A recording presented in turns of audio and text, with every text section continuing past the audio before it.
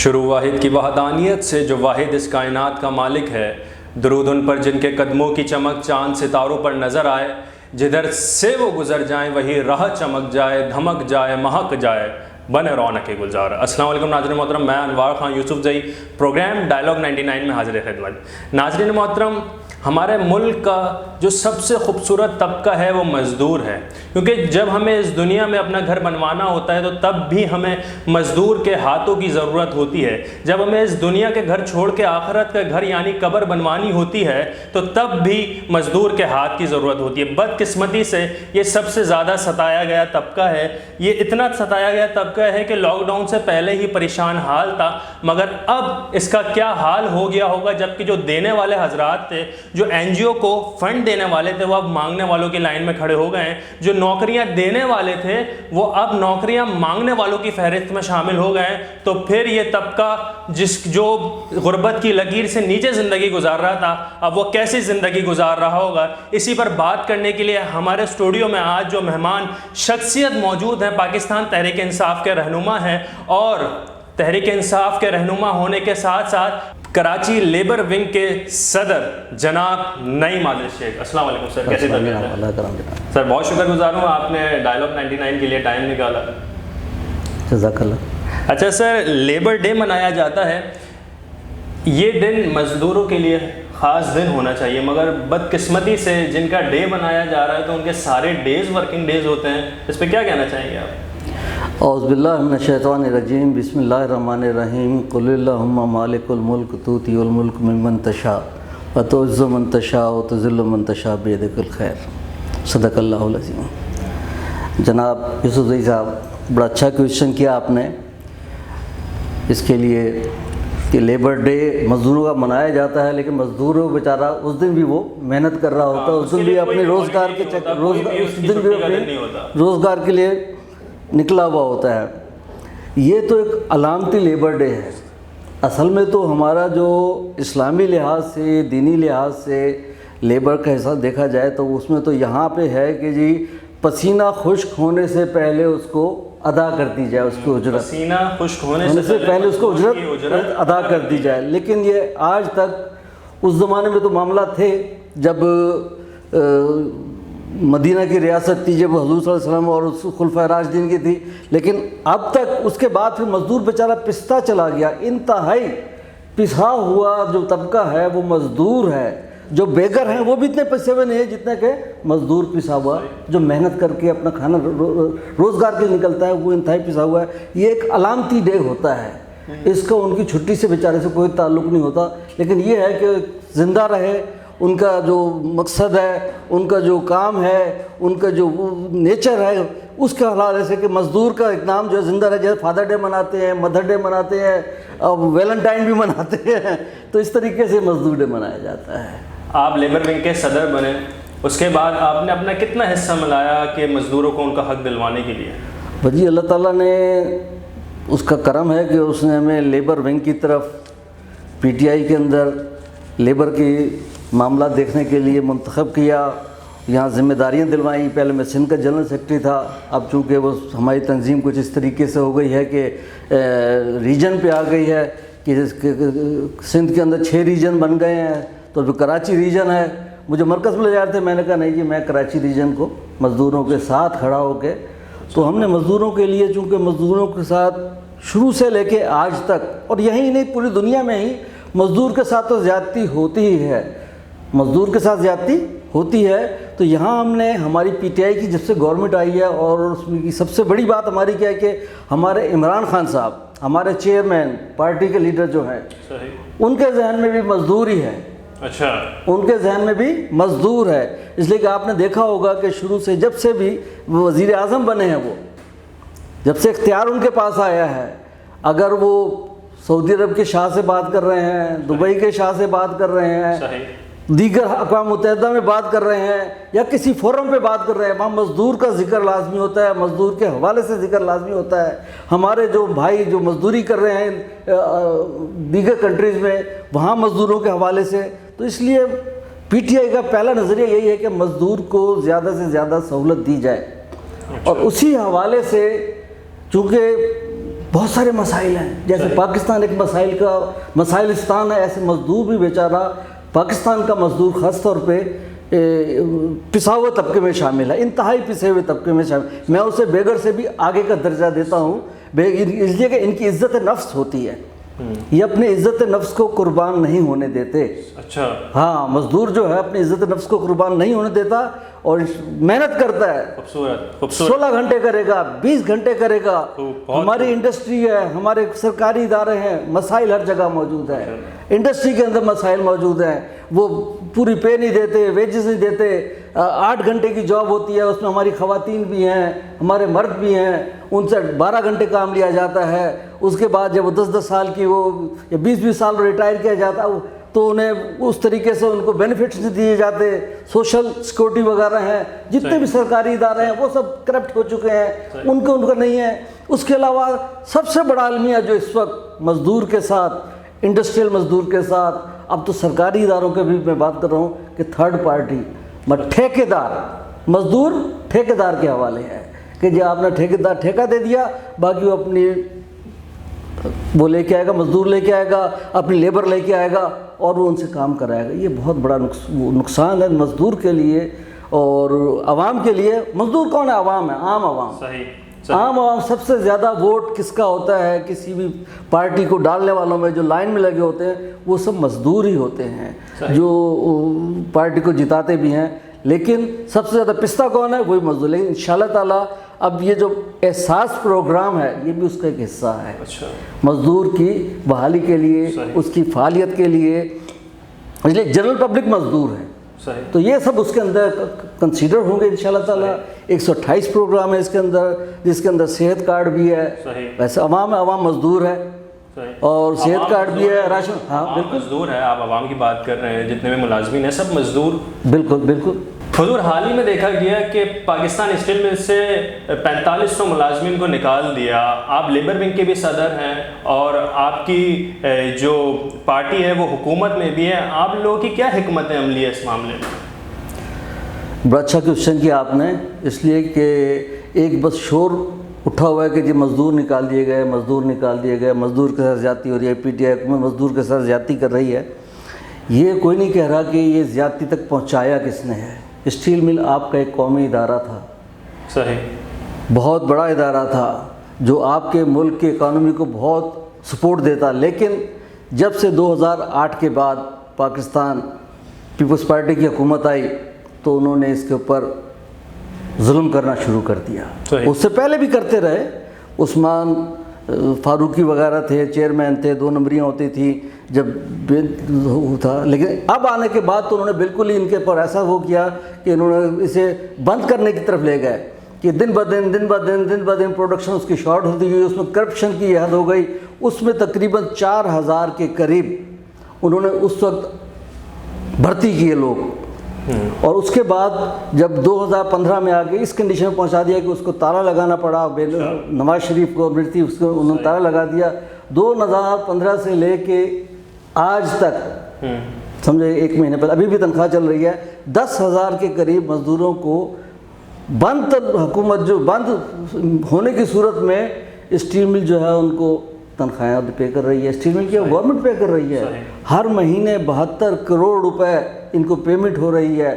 ہم کہتے ہیں کہ یہ اسٹیل مل چلنی چاہیے، جو ہمارا وعدہ تھا کہ ہم چلائیں گے، لیکن چلنے کے ساتھ آپ بھی کوئی کام کر رہے ہوتے ہیں، اگر وہ قرضوں کے بوجھ تلے ہوگا تو آپ کے ساتھ کوئی پارٹنر چلنے کو تیار ہے۔ ریپلیسمنٹ بھی تو ہو سکتی ہے، وہ بتا رہے ہیں، وہی میں آپ کو اگر ادارے سے کسی امپلائی کو نکال دیا تو اس کے لیے وہی میں آپ کو بتانے جا رہا ہوں، اس کا اثر اس کے پورے گھر پہ پڑ رہا ہے، وہی میں آپ کو بتانے جا رہا ہوں۔ اس کی ریپلیسمنٹ میں آپ لوگ اس کو کوئی دیگر نوکری یا کچھ بھی ملازمت آپ وہی میں آپ کو بتانے جا رہا ہوں۔ اچھا کوشچن آپ نے دوبارہ بیچ میں ایک بار دیا کہ جب آپ کے پاس کوئی بزنس ہوگا، آپ کا اپنا بزنس ہوگا، اگر اس پہ بھی کوئی وزن ہوگا، کوئی کریڈٹس ہوں گے تو آپ کے ساتھ کوئی پارٹنر چلے گا نہیں، کوئی آئے گا نہیں۔ تو اسی لیے اسٹیل مل کے لیے بھی یہ کوشش کی جاتی رہی کہ کوئی پارٹنر کو آ کے کوئی اس کو، وہ کہہ رہے تھے کہ اب کیا طے ہوا ہے، اب ان ملازمین کے لیے اب ان ملازمین کے لیے کیا، ان کو فوری طور پہ تو شیک ہینڈ دیا جائے گا، 23 لاکھ روپے پر مزدور جو ہے جو نکالا جائے گا اس کو 23 لاکھ روپے فوری طور پہ، یہ نہیں کہ پینڈنگ چلتے رہیں گے، بس نکال دیا فارغ، نہیں، फौरी तौर पे इनको दिया जाएगा। उसके बाद इनके साथ ये भी चल रहा है कि जब ये रनिंग में आएगी स्टील मिल, तो फर्स्ट प्रायोरिटी इन्हीं लोगों को, फर्स्ट प्रायोरिटी जो टेक्निकल लोग होंगे, जो भी होंगे, जो ज़रूरत होगी उस वक्त, इन्हीं लोगों में से फर्स्ट प्रायोरिटी इनको भर्ती किया जाएगा। अच्छा हाँ सर, आप तो कह रहे हैं ये किया जाएगा, और ये कब किया जाएगा? ये जब इसके बारे में आवाम यही कहती है कि आप लोग हुकूमत में आने से पहले आप लोगों ने वादा किया था 1 करोड़ नौकरियां, के अभी वो नहीं मिली। आज आपकी जमात हुकूमत में भी है, मगर अब भी लोग बेरोज़गार हैं, और बेरोज़गार उनको नौकरियां तो बाद में मिलती, जो उनके पास नौकरियां हैं वही उनसे ले ली गई। तो सब यही कह रहे हैं कि अगर आप नौकरियां दे नहीं सकते, कम से कम जो पहले से नौकरियां कर रहे हैं उसको तो नहीं छीने। असल चीज़ क्या है कि नौकरी अगर कर रहा है, सिर्फ नौकरी करना नहीं, उसको पेमेंट भी करनी है। अच्छा। कोई इदारे चल रहे होंगे तो पेमेंट आप करेंगे ना जी। आप अपने घर में मजदूर रखें, आपके घर आमदनी ना हो तो आप कहाँ उसको तनख्वाह देंगे? आप खुद उसको निकाल के खड़ा करते हैं। अभी कोविड के अंदर ही आपने देखा होगा, बहुत सारे आपने अपना स्टाफ जो है कम किया होगा, हर इदारे ने स्टाफ कम हो। यही पाकिस्तान की सूरत हाल है। इंशाल्लाह ताला आपने 1 करोड़ नौकरियों की बात की, बिल्कुल मिलेंगी, और वो सरकार में नहीं देनी। अच्छा, सरकारी के जी आपने सरकारियों को उनको आके आपने लेटर दे दिया कि जी आपका जॉब लेटर मिल गया? नहीं, सरकार, ये हम इंडस्ट्रीज रिवाइव करेंगे, ये जो प्रोजेक्ट चलेंगे तो उसके अंदर ये सारे के सारे, अभी जैसे कि आज भी मैं देख रहा था, जो इस वक्त जो बूम आया हुआ है पूरे उसके ऊपर इंडस्ट्री के अंदर गारमेंट्स वगैरह के हवाले से, ये जो मरकज़ बाहर दुनिया में जो माल जा रहा है, जहाँ पहले बांग्लादेश लीड कर रहा था, इंडिया लीड कर रहा था, अब पाकिस्तान लीड कर रहा है। अब ज़्यादा से ज़्यादा ये इंडस्ट्री चलना शुरू हुई तो मजदूर वहाँ एडजस्ट होता जाएगा। लेकिन फौरी तौर पे जो मजदूर निकल रहा है ना, ये वो नहीं हो रहा, उसे आप 23 लाख रुपए दे रहे हैं। तभी आप जब एक चीज़ लोड कम करेंगे किसी का, तो फिर आप दूसरे पार्टनर लाके इसको फौरी तौर पे चलाएंगे। अच्छा जी, मेरा सवाल है आपसे कि आपने बजात खुद मजदूरों के लिए क्या किया, इसी का जवाब आपसे लेंगे एक छोटे से ब्रेक के बाद। नाज़रीन कहीं नहीं जाएगा, हम थोड़ी सी देर में आपके पास आते हैं, आपसे फिर प्रोग्राम स्टार्ट किया जाएगा। आप कहीं नहीं जाएगा एक छोटे से ब्रेक के बाद।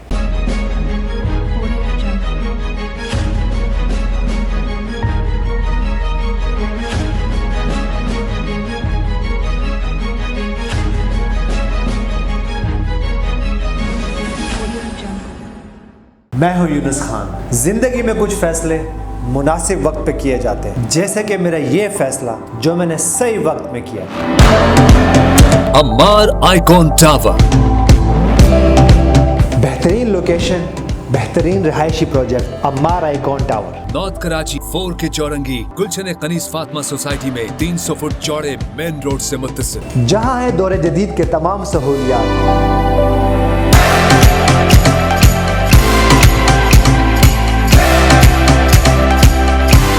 आसाइश और रिहाइश साथ साथ।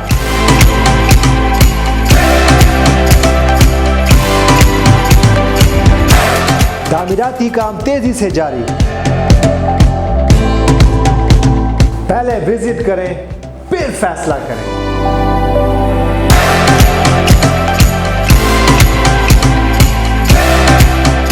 मेरा एतमाद Ammar developer and builders.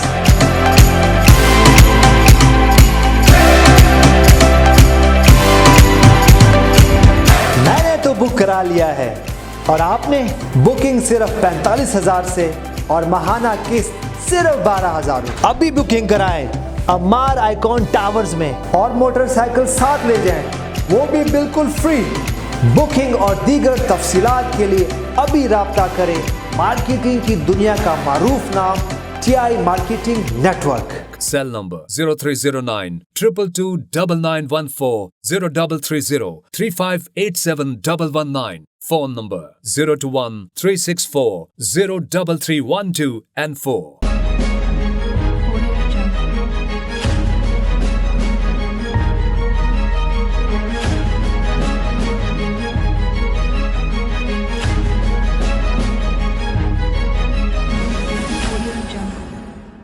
Welcome back नाज़रीन मोहतरम, हम आ चुके हैं, हमारे साथ मौजूद नईम आदिल शेख हैं जो कराची लेबर विंग के सदर हैं। सर से मेरा सवाल ये है कि आपने ख़ुद अपना ज़ाती क्या हिस्सा मिलाया मज़दूरों के लिए, मज़दूर जो इतना पिस रहा है, मज़दूर जो इसके साथ इतना जुल्म हो रहा है, जिसकी नौकरियां भी छीन ली गई, और अभी हाल ही में हमने देखा काफ़ी इदारों ने मुलाजमीन को भी निकाल दिया गया, वो एहतजाज भी कर रहे हैं। इसके लिए आपका ख़ुद का अपना ज़ाती हिस्सा क्या है?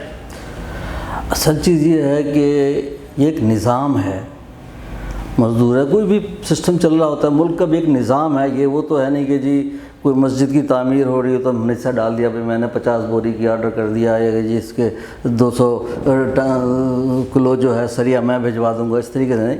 असल पॉलिसीज़ होती हैं, पॉलिसी में बताऊँ मजदूर के बाद मैं आपको बता रहा हूँ। ये सवाल ये है कि टन आपने सीमेंट डलवा दी, ये हवाले से नहीं, वही मैं तो ये मस्जिद की तामीर नहीं है कि हम इस तरीके का हिस्सा मिलाएं, ये निज़ाम है। नौयत ये है कि आपके पास आप खुद वही बताना हाँ वही लेबर्स के हुकूक के लिए आवाज़ बुलंद करते हैं, तो आपने ये जो सिचुएशन करंट इशूज़ में चल रही है, इदारे से मुलाजमीन को निकाला जा रहा है, इसके लिए आपने क्या आवाज़ बुलंद की? यही बात इसी तरफ मैं आपको लेके जा रहा था, साहब से क्या अपील की, इसी तरफ मैं इस बात को लेके जा रहा था कि हिस्सा मिलाने वाली वो ऐसी नहीं, ये तो पूरा एक निज़ाम है कि जिसके अंदर आपने मजदूर को खड़ा करना है। हमारा सबसे पहली सोच क्या है कि मजदूर का बच्चा मजदूर नहीं होना चाहिए, सही। जो आज तक की रिवायत है ना कि मजदूर का बच्चा मजदूर नहीं होना चाहिए। लेकिन ऐसा भी नहीं है कि हम कोई चीज़ घोल के पिला दें या मुल्क के अंदर कोई ऐसी चीज़ ले आएँ कि वो सब चीज़ निज़ाम सही हो जाए, कोई विटामिन दे दे, नहीं।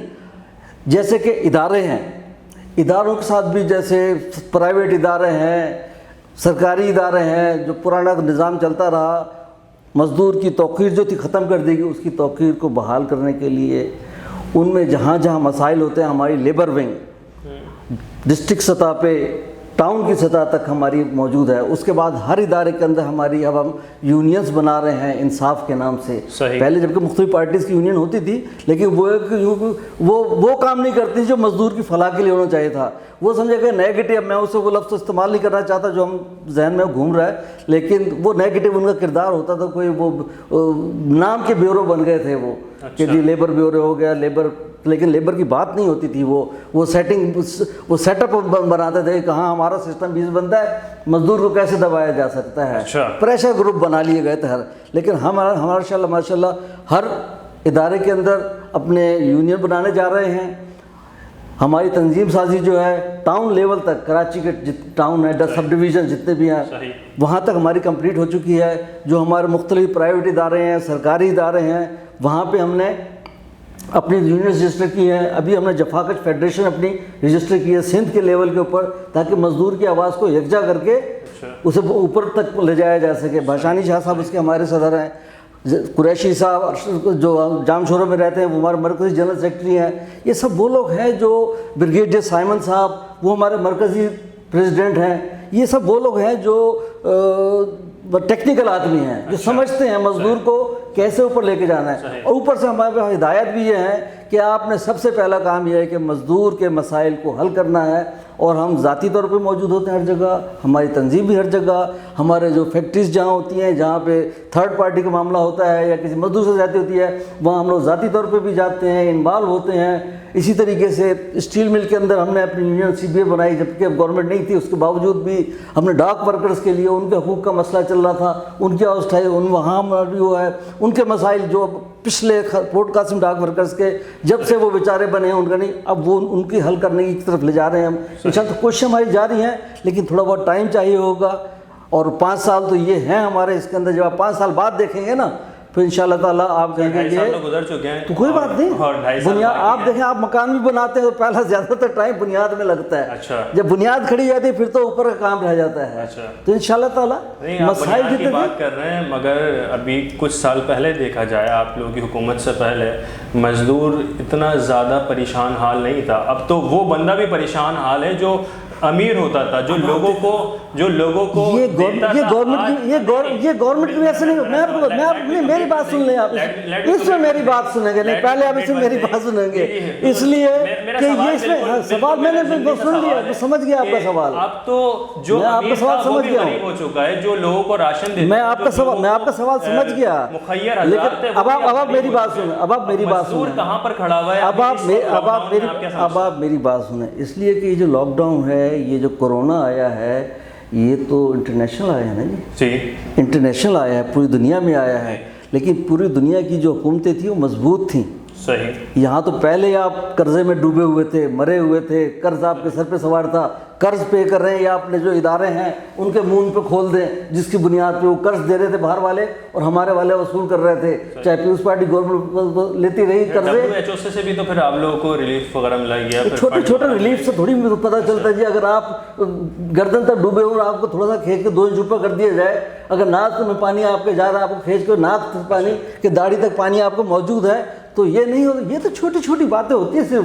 اصل تو اصل ہے کہ اصل کس طریقے. اب کووڈ جو ہے قدرت کی طرف سے آیا ہے. اب یہاں پہ اس کے باوجود بھی آپ دیکھیں کہ کووڈ کے اندر پوری دنیا کے اندر کس کی تعریف ہو رہی ہے؟ عمران خان صاحب کی تعریف ہو رہی ہے. ان کی جو اصلاحات انہوں نے کی, انہوں نے جو پروگرام چلایا, احساس پروگرام چلایا, ہر کسی اس کو مزدور کو یہ نہیں تھا کہ وہ کسی کے پیچھے پڑا ہوا ہے, وہ ایسے ہی جا رہا تھا جیسے کہ بینک سے اپنے پیسے لینے جا رہا ہوا. اتنا بڑا سسٹم اس ملک میں جو چلا ہے پوری دنیا میں کہیں نہیں چلا. یہ بہت بڑی بات ہے. تو ہر چیز کو بننے کے لیے, سنورنے کے لیے پہلے تو میدان ہوتا, پھر چلو اوپر سے عمارت کھڑے. آپ کو تو گڑھا ملا ہے, کھائی ملی ہے, کھائی کو پہلے بھرنا ہے, پھر عمارت کو باہر نکالنا ہے. لیکن انشاءاللہ تعالیٰ ہم نا امید نہیں ہے, اور نہ ہی عوام نا امید ہے.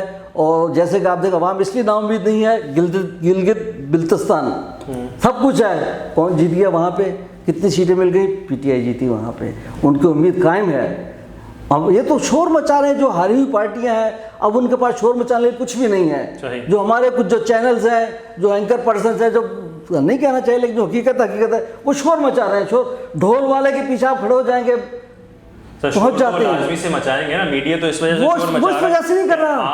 آپ مخالفین پارٹی ہو, آپ کی PDM ہو, وہ بھی جلسے جلوس کر رہی ہیں. وہی جو عوام کو امید دے رہے ہیں, وہی جلسے میں بلا کر عوام کو یکجا کر رہے ہیں, اور اجتماعی طور پہ ان کے سامنے اسپیچ کی جا رہی ہے, جلسے جلوس ہو رہے ہیں. کووڈ تو پھر یہاں سے بھی پھیلے گا نا سر, کوئی کانٹریکٹ سائن تو جلسے جلوس سے کووڈ نے نہیں کیا, وہاں میں نہیں آؤگا. اصل تو یہ ہے کہ جو ریلیکس کووڈ میں دیا گیا, اس دوران سب تو دکانیں بھی کھل گئی تھی, سب کچھ ہو گیا تھا جب ضرورت نہیں تھی. لیکن اب چونکہ بڑھ رہا ہے تو اب ہمیں اس پر جانا چاہیے. اب ضرورت بھی نہیں ہے اتنی, لیکن وہ تو اس لیے کر رہے ہیں نا کہ عوام کی فلاح کے لیے نہیں کر رہے. وہ تو ضرورت نہیں ہے, یہ اس وقت جلسے جلوس کی جو کیے جا رہے ہیں وہ عوام کی فلاح کے لیے نہیں ہے. آپ لوگوں نے تعلیمی ادارے بند کر وہ عوام کی, وہ تو کہہ رہے ہیں جو کر رہے PDM جو کر رہی ہے, جو اپوزیشن جماعتیں کر رہی ہیں, ان کو کرنے نہیں چاہیے, اس لیے کہ عوام کی فلاح کے لیے نہیں ہے. وہ تو اپنی آواز زندہ رکھنے کے لیے کہ ہمارے پاس نیب کے کیس ختم کر دو, ہمارے نیب کے کیس ختم کر دو. آپ PDM کو کہہ رہے ہیں جلسہ نہیں کرنا چاہیے, تو PDM پھر آپ لوگ ہی بولتے ہیں. آپ کے امین علی گنڈاپور نے جلسہ کیا, وہاں پہ بھی جماعت کی, اس وقت بھی کووڈ کی وجہ سے آپ لوگوں نے بہت سارے جلسے, وہاں پہ ہم نے بہت سارے جلسے نہیں کیے, لیکن الیکشن کمپین تو تھی نا جی. الیکشن کمپین کا تو ہر چیز حصہ ہوتی ہے نا جی, لیکن ہر چیز وقت کے ساتھ ساتھ ہوتی ہے. کہ اب میں دیکھوں جی نومبر میں اس کو بڑھنا ہے کووڈ نے, تو میں اپنے مارچ میں بند کر دوں گا سارا دکان تو ٹائم سے بند ہوگی نا جی. جیسے جیسے ضرورت ہوگی ویسے ویسے انشاءاللہ تعالیٰ اقدامات کیے جائیں گے, وہ ضروریات پوری کی جائیں گی. جلسے جلوس کو منع کر رہے ہیں اور آپ کی مخالفین جماعت یہی پوائنٹ ریز کر رہی ہے کہ تو پھر آپ لوگ کیوں جلسہ کر رہے ہیں؟ اب ہم جلسہ کہاں کر رہے ہیں؟ گنڈاپور نے جلسہ کیا, وہ تو پرانی بات ہو گئی جی. ویسے تو جب آپ لوگوں نے لاک ڈاؤن کیا ہے, اس کے بعد لاک ڈاؤن تو ابھی تک ہوا ہی نہیں. نہیں سر جی, لاک ڈاؤن تو ابھی تک ہوا ہی نہیں. تعلیمی اداروں کو جو آپ نے لاک کیا ہے, جو بچوں کی تعلیم متاثر ہوئی, یہ تو 26 کو تعلیمی ادارے بند ہیں, 15 کو تو الیکشن ہو چکے تھے, اس کے بعد جلسے ختم ہو چکے تھے. 15 کے پھر تو 15 کو الیکشن ہو چکے تھے, جلسے ختم ہو چکے تھے. یہ تو ابھی یہ جو جلسے کر رہے ہیں نا, کہ ملتان میں کر رہے ہیں, لاہور میں کر رہے ہیں, ان جلسوں کی کیا ضرورت ہے؟ یہ تو اپنے نیب کیسے ختم کر رہے ہیں, NRO حاصل کرنے کے لیے. عوام جاتی نہیں ہے, وہ بیچارے کارکن مجبور ہیں, وہ جو نیگیٹیوز کر رکھے تھے وہ بیچار مجبوراً جاتے ہیں. باقی کو عام عوام کہیں نہیں جاتی. 11 جماعتیں 13 جماعتیں ایک جگہ جمع ہوں اور وہ گھنٹہ گھر نہ بھر سکیں. صحیح. تو اس طریقے سے یہ تو نیگیٹیوز ہیں. لیکن انشاءاللہ تعالیٰ جب یہ 5 سال کمپلیٹ ہو گئے آپ مجھے بلائیے گا, میں آپ کو ایک ایک چیز گنواؤں گا کہ میں جو آج کہہ کے جا رہا ہوں وہ کتنی پوری ہو چکی ہے. سیاستدان وعدے کرتے ہیں پھر بعد میں وہ پورے نہیں ہوتے تو پھر وہ اور مزید وعدے کر لیتے ہیں, مگر ہم امید اچھی ہی رکھتے ہیں کہ انشاءاللہ تعالیٰ جو آپ وعدہ کر رہے ہیں وہ مکمل کی طرف جائے گا. یہ ایک پوائنٹ دے دوں, اس لیے کہ آپ دیکھیں کہ کے پی میں حکومت جو ہے جو پہلے سرحد کہلاتی آج تک وہاں حکومت ریپیٹ نہیں ہوئی ہے. اچھا, یہ واحد پی ٹی آئی کی حکومت ہے کہ جو ریپیٹ ہوئی ہے. پہلے بھی تھی 5 سال, پھر انہوں نے کچھ کیا ہوگا تبھی تو دیا ہے نا جی, کچھ کیا ہوگا جب ہی دیا, اس لیے 5 سال آپ کرنے کا موقع دیں. انشاءاللہ تعالیٰ آپ پھر کہیں گے کہ ہاں جی یہ سب کچھ یہ ہو چکا ہے. انشاءاللہ تعالیٰ عوام خود ووٹ دے گی آپ کو انشاءاللہ تعالیٰ. ناظرین محترم, جس طریقے سے نعیم عادل شیخ بھائی یہ فرما رہے تھے کہ 5 سال مکمل ہونے میں کہہ رہے تھے, نہیں ہمارے لیے معتبر نہیں جی معتبر اپنی جگہ اپنی, فرمان تو ایک ہی, ہم تو کہہ رہے تھے, عرض کر رہے تھے, آپ کا کہنا فرمان کے مطابق ہے کہ نعیم عادل شیخ صاحب نے فرمایا کہ انشاءاللہ 5 سال تک مکمل ہو جائے یہ حکومت کا ٹینیور, پھر آپ دیکھے گا کیسی تبدیلی آتی ہے اور عوام اور خاص طور پر مزدور طبقہ کو بہت اچھا سا اس کے لیے ایک ریلیف ملے گا, وہ اچھی زندگی گزار پائے گا. ہماری امید یہی ہے انشاءاللہ تعالیٰ پاکستان کا مستقبل مزید بہتر ہوگا, اور جو اس وبا نے پاکستان کو متاثر کیا ہے, پاکستان کی عوام کو اور بالخصوص غریب کو جو متاثر کیا ہے, اس انشاءاللہ تعالیٰ سے ضرور نجات حاصل کریں گے. اسی کے ساتھ اپنے میزبان انوار خان یوسف زئی کو اجازت دیجیے, آپ سے پھر ملاقات ہوگی نئے پروگرام میں ایک نئے طرز کے ساتھ. تب تک کے لیے اپنا خیال رکھیے گا. السلام علیکم ورحمۃ اللہ.